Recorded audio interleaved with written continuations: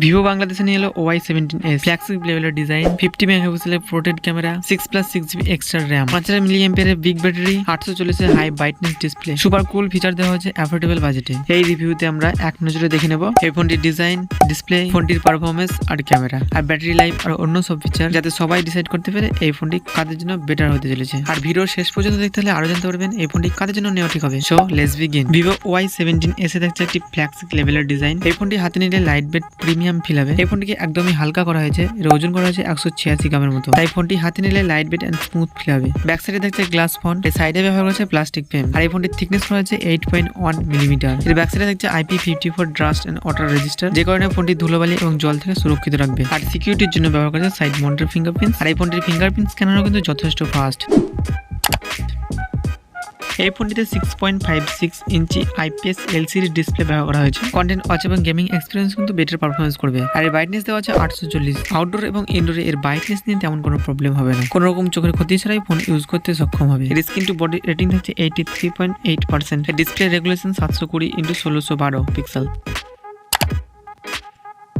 Operating system হিসেবে ব্যবহার করছে Android 13, Fanta choice 13 pay base. এই ফোনটিতে চিপসেট ব্যবহার করছে MediaTek Helio G85, যেটি 12 ন্যানোমিটার আর্কিটেকচার বেস। সিপিইউ হচ্ছে 1x2.0 GHz, আর জিপি হচ্ছে Mali G52MC2। আর এই ফোনটি একটি ভেরিয়েন্টের সঙ্গে থাকছে 6GB RAM 128GB storage type eMMC 5.1। এখানে PUBG, free fire, call of duty high গ্রাফিক্সের যে গেমগুলো আছে নর্মাল সেটিংসে আপনি স্মুথলি প্লে করতে পারেন, তেমন কোনো ল্যাগ, হিটিং ইস্যু বা প্রবলেম দেখা দেবে না। তো গেমের মাঝে কিন্তু একটু ফ্রেম ড্রপ, ল্যাগ দেখা দিতে পারে। তো এই প্রাইসের মধ্যে আর কত ভালো গেমিং এক্সপিরিয়েন্স আমরা পেতে পারি। এই ফোনের প্রাইস অনুযায়ী এর পারফরমেন্স আপনি ঠিকঠাকই পেয়ে যাবেন।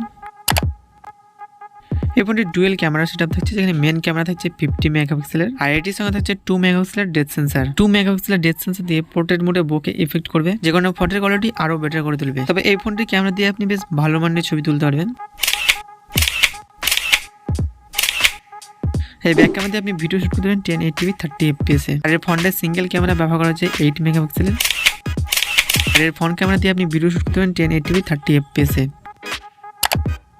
এই ফোনটিতে পাওয়ার দেওয়ার জন্য থাকে লিথিয়াম পলিমার্কের 5000 মিলিঅ্যাম্পিয়ারের ব্যাটারি। এখানে ফাস্ট চার্জিং সাপোর্ট হিসেবে হচ্ছে 15 ওয়াটের ফাস্ট চার্জার। তবে এই ফোনটি আমাকে সবথেকে বেশি খারাপ লেগেছে চার্জিং স্পিড নিয়ে। 15 ওয়াটের চার্জার দিয়ে এই ফোন চার্জ করতে অনেক সময় লেগে যায়। তবে এখানে 15 ওয়াটের চার্জার না ব্যবহার করে 30 ওয়াটের একটি চার্জার ব্যবহার করলে অনেক ভালো হতো। তবে এই সময় দাঁড়িয়ে 15 ওয়াটের চার্জার মানতে পারা যাবে, কারণ ফোনে যদি আড়াই ঘন্টা চার্জে বসিয়ে দেবো ফোন ইউজ করবো কখন। তবে এই ফোনটিকে একবার চার্জ দিয়ে আপনি পুরো দিন ইউজ করতে পারবেন। আর এই ফোনটি সেন্সর হিসেবে দেখছে সাইড মাউন্টেড ফিঙ্গারপ্রিন্ট। তবে এখানে পাবজি প্লেয়ারদের জন্য জাইরো সেন্সর ব্যবহার করা হয়নি। আর এই ফোনটি কানেকশন হিসেবে Wi-Fi 8.0 2.1, ব্লুটুথ থাকছে 5.0, NFC থাকছে না, FM রেকর্ডিং থাকছে না, USB Type-C 2.0 OTG। আর এই ফোনটি নেটওয়ার্ক সাপোর্ট হিসেবে থাকছে 4G সাপোর্টেড। তো এই ফোনটি কাদের জন্য নেওয়া ঠিক হবে? যারা একটু নর্মাল ইউজার, হার্ড ইউজার নয়, ফোনের মধ্যে নর্মাল গেম টেম প্লে করে, কোনো হাই গ্রাফিক্সে গেম টেম প্লে করে না, খানিকটা ফটো তুলতে ভালোবাসে, মাল্টিটাস্কিং এসব দিকে আপনার তেমন কোনো প্রবলেম হবে না। তো আপনি হার্ড প্লেয়ার যদি হন, তবে হাই গ্রাফিক্সে গেম টেম প্লে করেন, তবে আপনার জন্য এই ফোনটি একবারেই নয়। তো এখানে হাই সেটিংসে গেম প্লে করার জন্য ফোনটি একবারেই নয়। এই ফোনটি নর্মাল ইউজারদের জন্য একদম বেস্ট হতে চলেছে। আর এই ফোনটি রিলিজ করা হয়েছিল অক্টোবর মাসের 2 তারিখে। আইডি বাংলাদেশে আনঅফিসিয়াল ভাবে রিলিজ করা হয়েছিল।